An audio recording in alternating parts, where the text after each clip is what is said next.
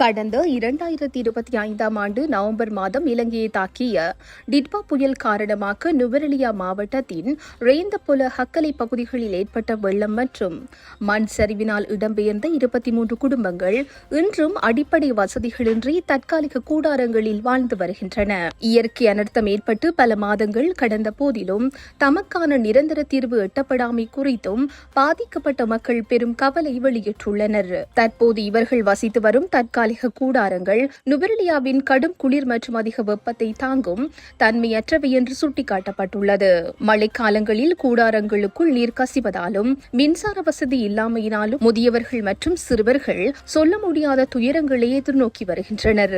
இப்பகுதியில் நிலவும் குடிநீர் தட்டுப்பாடு காரணமாக மக்கள் பல மைல் தூரம் நடந்து சென்றே நீரை பெற்றுக் கொள்ள வேண்டியுள்ளது. அத்தோடு 23 குடும்பங்களுக்கென பொதுவாக 5 மலசல கூடங்கள் மாத்திரமே காணப்படுவதால் சுகாதார சீர்கேடுகள் ஏற்படும் அபாயம் ஏற்பட்டுள்ளது. தற்போது நிலவும் மாறுபட்ட வானிலை மாற்றங்களால் பல்வேறு தோல் நோய்கள் பரவி வருவதாகவும் முறையான மருத்துவ வசதிகளோ சுகாதார பாதுகாப்போ தமக்கு கிடைக்கவில்லை என்றும் பாதிக்கப்பட்ட மக்கள் கண்ணீர் மல்க தெரிவிக்கின்றனர். எமது அவல நிலை குறித்து பலரிடம் முறையிட்டும் இதுவரை எவ்வித பயனும் கிடைக்கவில்லை.